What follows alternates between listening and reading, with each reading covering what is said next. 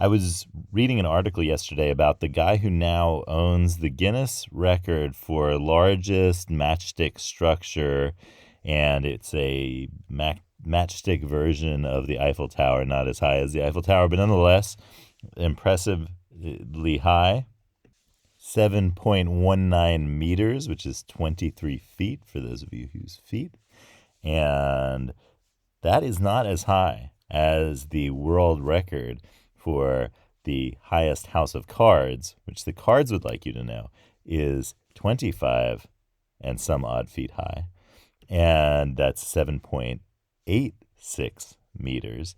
And that's 75 card stories high, which is different from a story of a house.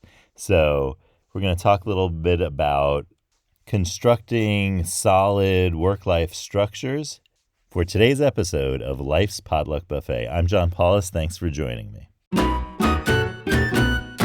My favorite construction-related video is the video, well, it's a cartoon short.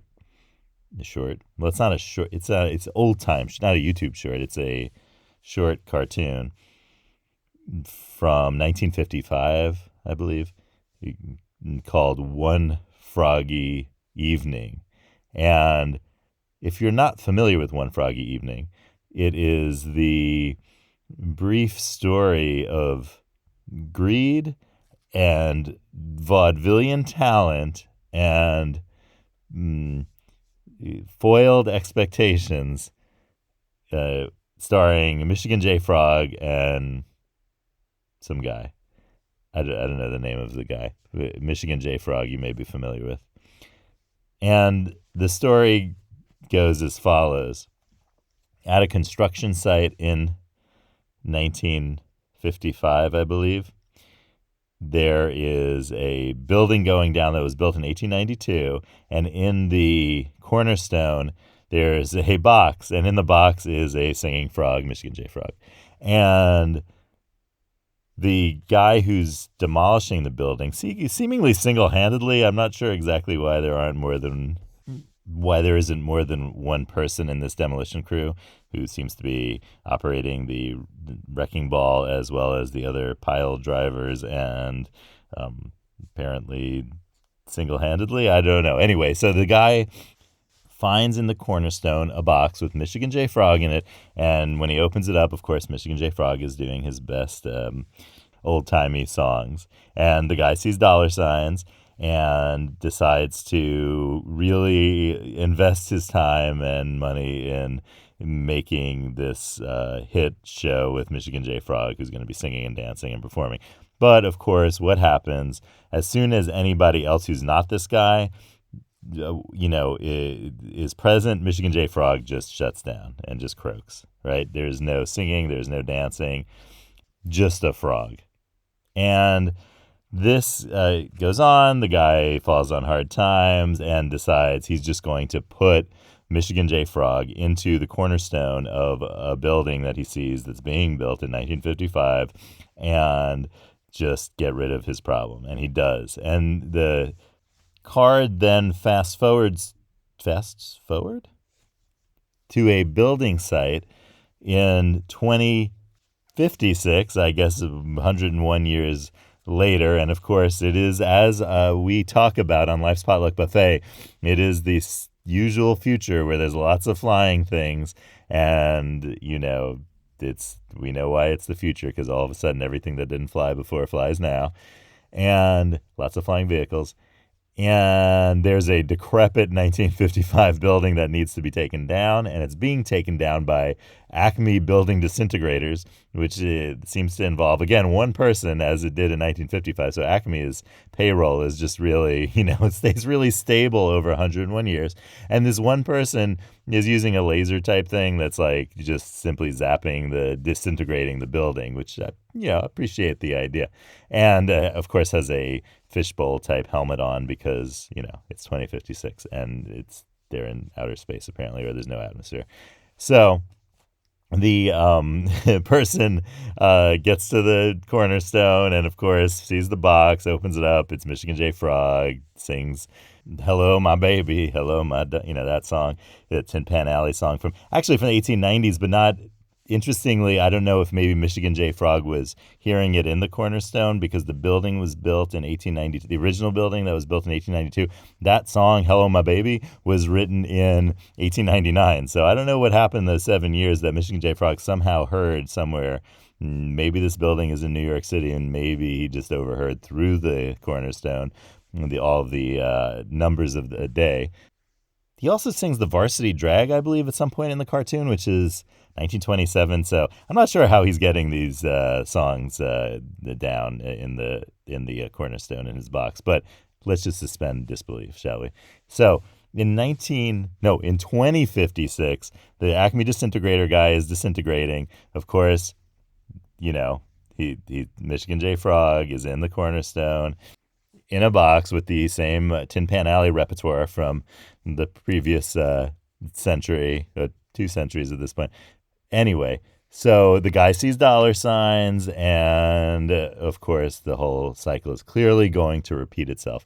A cycle of foiled expectations, Tin Pan Alley songs, and greed. So let's think a little bit today about how the work life of the future is going to be constructed, and talk a little bit about that and ask the cards about that in the same way that maybe in 2055, 2056, it'll be the it'll be the same as now, except flying cars and laser disintegrators of buildings.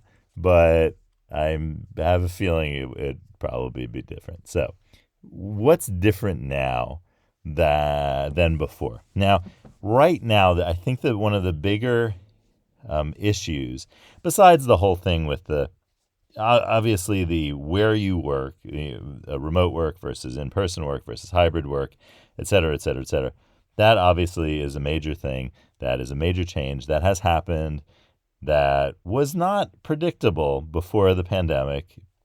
I mean, there was a trend towards some more flexibility with remote work, but the kind of break that occurred because of the pandemic really accelerated. Remember, we were talking about acceleration? Accelerated that at a pace that, is how change happens, where all of a sudden you have this, we had this like gradual thing going on, and then all of a sudden, when the change is going to happen, there's a sudden acceleration, and there's a point that it makes a difference. And after that point, the change is going to be so consequential and so accelerated that you can't really go back after that point. That's it. So another area that is really, I see it a lot in conversations right now, is about the structure of management and, well, leadership for that matter, but fewer conversations about leadership because those get sensitive. It's more actually conversations about management, and it's this idea that people don't want to be managers anymore, that people want to do their thing, work on the content that they work on, be a contributor, but not be a manager. And if that trend is an actual trend, and if that's actually true and not simply an imagination about the workforce, current and future, then the structure, the construction of work needs to look different, because it can't rely on the same structures, the same management structures that existed before. And that makes a very, very big difference, because right now, as it stands, there is only one standard structure for management. No matter what people say, and no matter how many times they say it, there's only one real standard structure of having people management. And that may need to change. There may not be such a thing as management going forward. Think about that. Think about a world in which the idea of management no longer exists, and that we do things differently in terms of organizing ourselves and others around some work. We're going to draw a card today to see what the cards have to say about all of this. And here we go. Back of the Mind has a full-time job as the last card. That was from yesterday. And I'll give the cards. Oh, I have to say my ritual shuffle thing. Yellow lemons, magenta noodles, blue dumplings. Cards tell us some things.